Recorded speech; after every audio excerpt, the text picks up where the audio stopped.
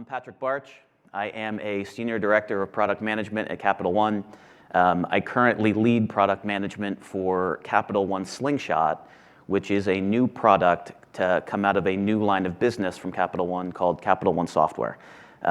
We announced this business in June, and it's dedicated to bringing our cloud and data management products that we've built internally to market. I am here to talk about data mesh and how we operationalized some of the core principles of data mesh at Capital One. The story has roughly three parts. I'll talk about our journey, I'll talk about how it applies to the data mesh principles, and then I'm going to walk through 4 sample use cases to try to ground what we did. But first, some background info you may not know about the company. From our first credit card in 1994, Capital One has recognized that data and technology can enable even large companies to be innovative and personalized. And about a decade ago, we set out on a journey to completely reinvent the way we use technology to deliver value to our customers. We shut down our data centers. We went all in on the cloud. We re-architected our data center, or our data ecosystem in the cloud from the ground up. And along the way, we had to build a number of products and platforms that the market wasn't offering yet that enabled us to operate at scale. But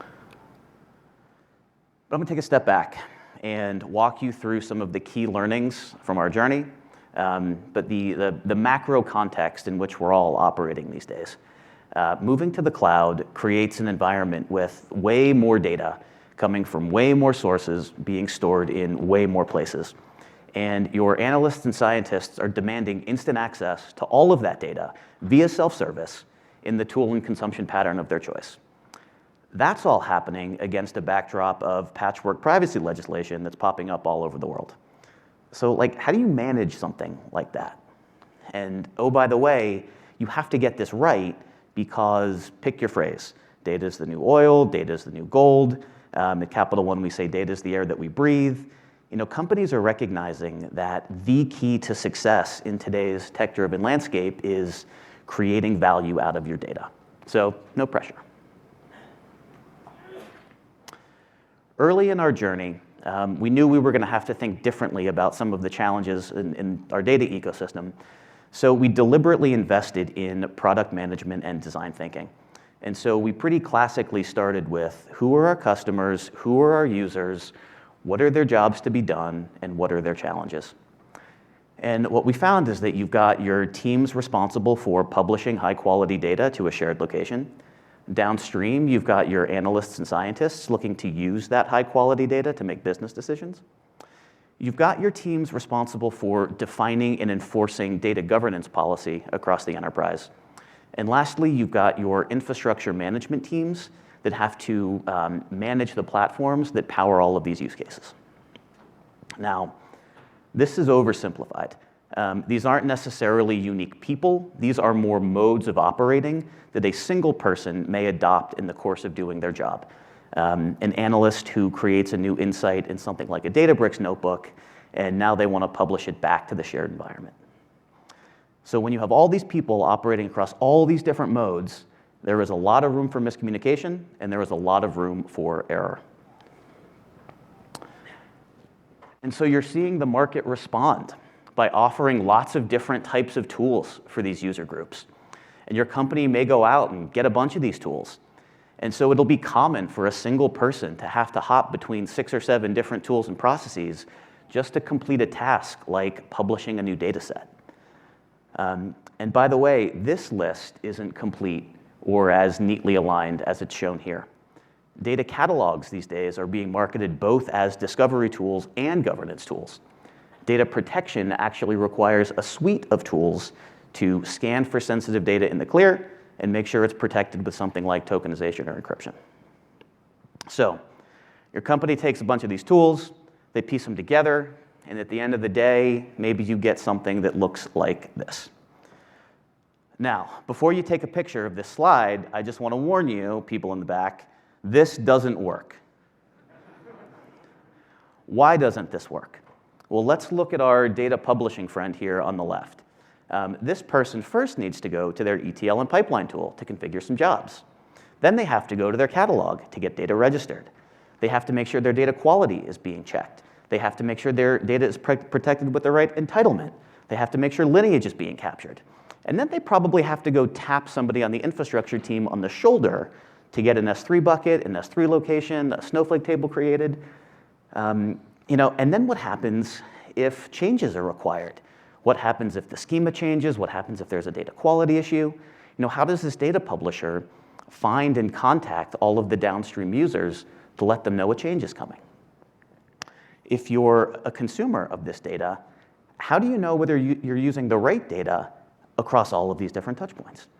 And how is anybody on the data governance team supposed to enforce policy when they have to go to so many different places? Scaling this ecosystem becomes really complicated, both for your engineering teams that have to build and maintain the integrations, but also for your users that have to navigate this placemat. So this brings us to data mesh. I'm assuming you've all heard of this thing, otherwise you wouldn't be here. Data mesh is a set of principles, it's an architectural framework, it's an operating model that companies can adopt to help them scale a well-managed data ecosystem. And for me, the heart of this thing is treating data like a product. Because once your company makes that mindset shift, and it really is a mindset shift that requires full and total buy-in from everybody, the rest of these principles kind of naturally follow. You have to decide how you're going to organize in domains those data products. And then you have to enable a whole bunch of activities via self-service for those data product owners. Now, data mesh was coined or invented in 2019, but it really started to gain traction in 2020, which, if you'll recall, was right around the time we were shutting down our last data center. And so this concept came out too late for us, but when you see how we approached our data ecosystem, the similarities are pretty striking. So we approached scaling our data ecosystem really through two prongs. Centralized policy tooled into a central platform that then enables federated data management. I'm going to walk through each one of these pillars now. So the first thing that we did was break our lines of business into discrete organizations and units of data responsibility with hierarchy. But we didn't enforce the same hierarchy on all of our lines of business. Our big lines of business had 3 or 4 levels. Our smaller lines of business really only had 1. But each line of business had the same set of roles supporting it. Performing data stewards are responsible for the risk of 1 or more data sets in their business unit. Managing data stewards are responsible for the risk of all of the data sets within a business unit. And each business organization or line of business also has a data risk officer that's responsible for the entire thing. Now, these weren't new roles. We didn't go out and hire a bunch of people. These are all side of desk activities, and each one of these people also has a day job. Next thing we did was define common enterprise standards for metadata management across the company. And our big learning here is that not all data is created equal, and you need to slope your governance based on risk. We're a bank, so of course we always need to know where's all of our data, which of that data is sensitive, and who's responsible for it. But temporary user data or staging tables requires a different standard of governance than data used in regulatory reports, and so we needed to make sure that our policies reflected that reality. Next thing we did was define different standards for data quality depending on the importance of the data.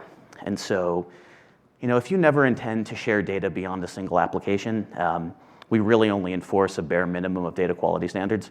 But if you do plan to share your data with others at the company, now we enforce more rigorous checks, like ensuring that the schema you're trying to publish matches the schema that consumers expect, and making sure that data is complete from point A to point B. Our most valuable data also has to pass business data quality checks, like making sure that FICO fields fall within the allowable range. Entitlements. Early in our journey, every data set was protected with its own entitlement. And so it could take you as an analyst weeks to figure out which role you need to get access to. And then when you did get access, the majority of the time, the data was either bad quality or it just wasn't what you wanted. And so this process started again, and rarely would that mistaken entitlement be revoked. So now you got all these people running around requesting access to data they don't need. It's a time suck, it creates risk. And so what we did was we created mappings between lines of business and data sensitivity. And so now you as a user can request access to all non-sensitive data in commercial, for example, and you only need to re-request access when you need stepped up permissions.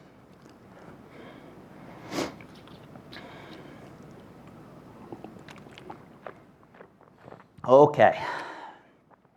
I just rattled off a whole bunch of, if your scenario was that, do this. If your scenario was this, do that type situations. How is anybody supposed to keep that straight? And how is any data governance team supposed to enforce all of that? The answer is deceptively simple. You make it easy. We surveyed our data teams, and by and large, they all wanted to do the right thing. They wanted to be good corporate stewards. They didn't want to create risk, but they didn't know how. Our policies were confusing, and our policies were opaque. So, how do you make it easy? Well, the way that we made it easy was giving our teams a usability layer for them to do their work. And this usability layer is aligned not in terms of a technology like catalog or data quality, but in terms of a job to be done. Publishing a new data set, finding and getting access to a data set, protecting sensitive data, reconciling my infrastructure bill. This usability layer talks to an orchestration layer that handles keeping all of those different systems in sync, and it also goes all the way down to the infrastructure layer to automatically provision resources, whether it's a table, an S3 bucket, Kafka topic, on the user's behalf. So the key to federating data management responsibility is giving your teams an experience that aligns to the job they're trying to do. But that's kind of theoretical. And so what I'm going to do next is try to ground that statement in 4 different use cases that we've enabled for our teams at Capital One. The first use case is our data producing experience. And you may wonder, why do you need a data producing experience in the first place? I can just go talk to somebody on the infrastructure team. They can provision me an S3 bucket, and then we can use a native AWS service to move data from point A to point B. And that may work in smaller companies where issues of scale data governance haven't cropped up yet. But in large companies, publishing data is like a 1 to 2 month project. You have to coordinate across 5 or 6 different teams. You have to have lots of meetings to make small decisions. And so we needed to simplify this process so our teams could move faster. Now put yourself in the shoes of this data producer here. All this person cares about is getting their data from point A to point B so it can be consumed by others in their company. Any additional step or task related to compliance or governance is really just a roadblock on the way to them doing their job. So the first thing this person does is register their metadata. This is where they provide business meaning, this is where they define data quality thresholds, and this is where they define retention policies. Then in the background, we will register the catalog, we will provision a location, and we will configure and schedule jobs that check for data quality and enforce data retention. The next thing this person does is classify their data. And they do this by either approving or overriding sensitivity values that have been pre-populated for them. And once they complete this step, we update that registration, we update that physical layer to protect it with the appropriate entitlement. Next, the user configures their data pipeline. They point the system at a source, they configure their transformation logic, and when they're done, we'll automatically build them a pipeline without any assistance from the data engineering team. Once that pipeline is turned on, all of those governance steps that I configured are executed automatically. We'll check the data quality for each new instance. We will track the lineage for each new instance. We will scan each new instance for sensitive data that's being inappropriately loaded to the target system automatically. Now, lastly, and sort of most controversially probably, for this to work, you need to have one way to ingest data into your ecosystem. You need one way in. Otherwise, you cannot be 100% certain that data governance is being applied consistently across the enterprise. But that one way in, it can't be rigid. It has to be flexible. It has to support the individual use cases of your lines of business, and only then will you... Did I do that? Only then will you get the buy-in you need to drive adoption. I'm going to take this opportunity and grab some water.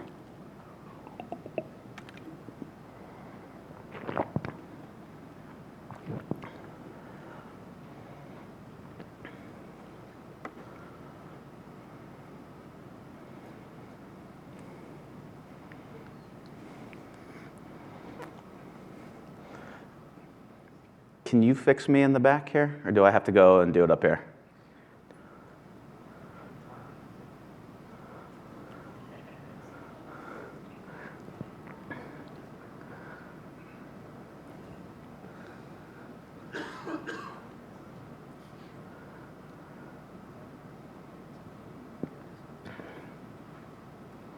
Hold, I think I can do this from my end. Hang on, hang on, hang on.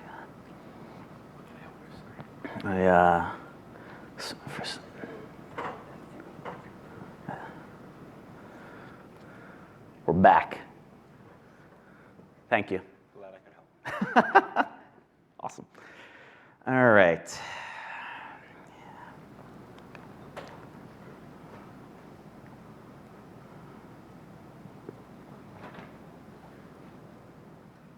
Okay. Data producer experience. It was really this automation of governance that was the key driver of our business teams adopting this workflow. You know, people ask us after these presentations, how do you get buy-in at your company? And you know, you need one way into your data ecosystem, like I talked about. But it's the automation of governance that's really going to be that carrot that drives your teams to adopt whatever you build. The next experience is the data consumer experience. And again, you might be thinking like, my company is small, I only have a couple dozen tables, like I'm fine relying on tribal knowledge to figure out which data I need and which role I need to request access to. And that may work when you've got a couple dozen tables. But in a large company with hundreds or thousands or hundreds of thousands of tables, it gets really difficult for your analysts to find, evaluate, and use the right data. So imagine you're an analyst and you want to understand the results of a recent marketing campaign. You come to this experience and you search for Axiom, which is one of our marketing vendors. Not only do we give you a list of all of the data produced by Axiom, but we also give you a series of recommendations and insights. We show you what data is used with, frequently, the Axiom data that you're looking at, because we know that very few analyses are done with a single data set. And we also show you information about common queries that are run on that data, so that we can maybe save you a step. And we also show you popular reports that are using that data to maybe save you 2 steps. But when you're searching for data as an analyst, you don't just want any data. Like, there's a lot of data out there. You don't want anything. You want the right data. But how do you identify the right data? We give our teams signals of relevance to help them understand whether the data is high quality. They can track or check the status of the data quality rules. They can check the lineage. They can check a profile. They can check how fresh the data is and how often it's updated. They can see who else is using that data and whether anybody on their team is using that data. Once they understand kind of if this is the right data for them, the next step is requesting access. And because this experience is integrated into our identity management system and our LDAP groups, we know whether the user has access already. And so we can let them know directly in the experience. If they don't have access, through the same workflow, they can submit a request that's then routed to the appropriate stewardship group to either approve or reject.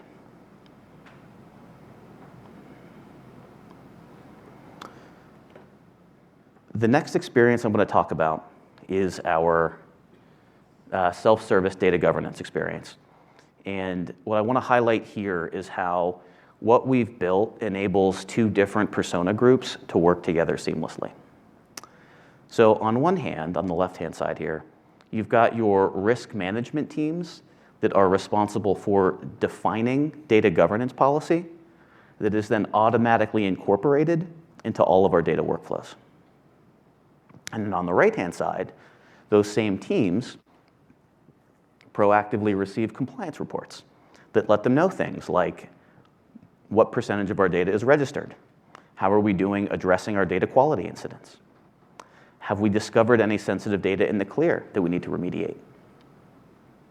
And what's cool about this is it truly does enable seamless automated integration between these two groups.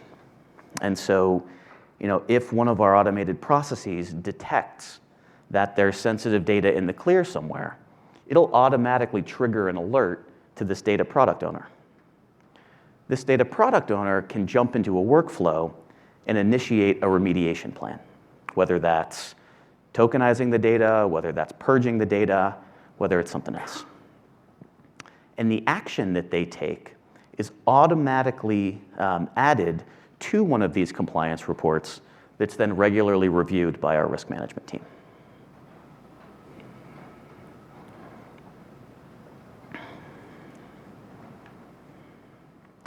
CCPA is another use case where this experience works really well.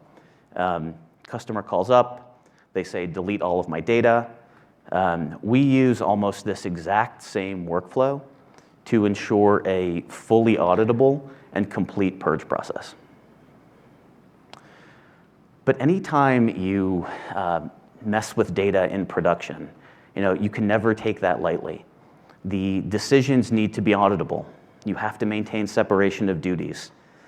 Your actions need to be approved and confirmed before they're executed. And all of that's possible through this workflow.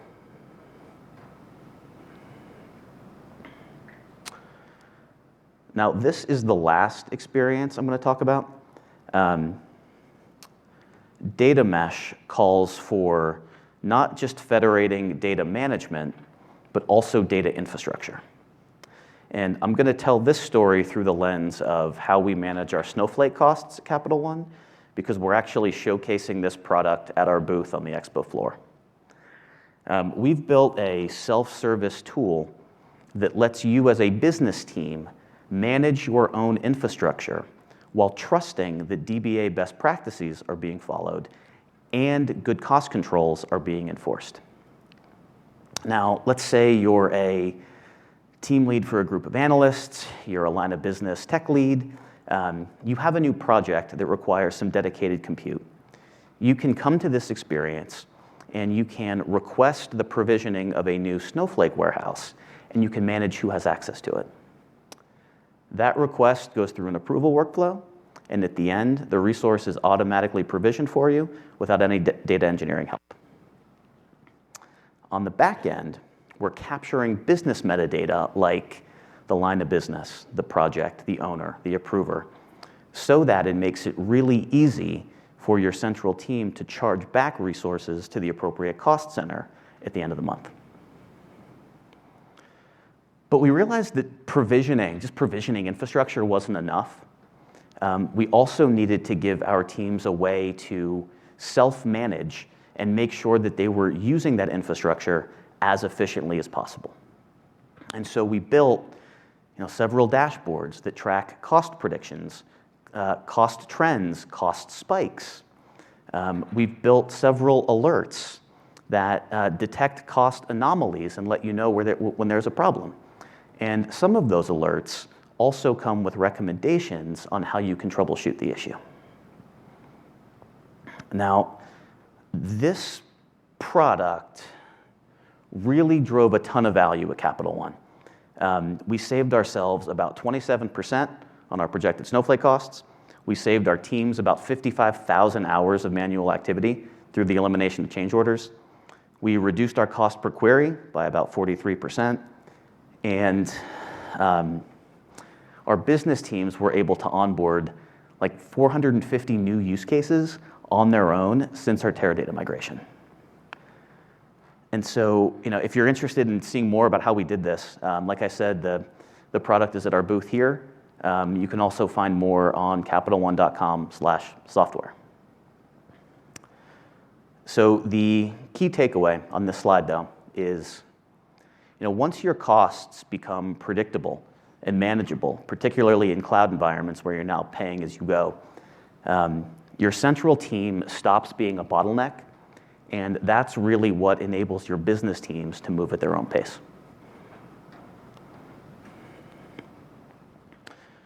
All right, closing thoughts here before I take questions. At the end of the day, data mesh is it's a concept, it's a set of principles, it's an operating model. If you really want to operationalize this thing at your organization, not only do you need to build these 4 experiences and then some, you have to make traditional data engineering activity completely transparent to your users. And you do this through easy-to-use tooling and self-service. If you can do these things, remember, central policy built into a central platform that then enables federated data management. That's how you unlock your technology and enable it to move at the speed of business. This is where we end. I'm happy to stick around for some questions. Go Team USA.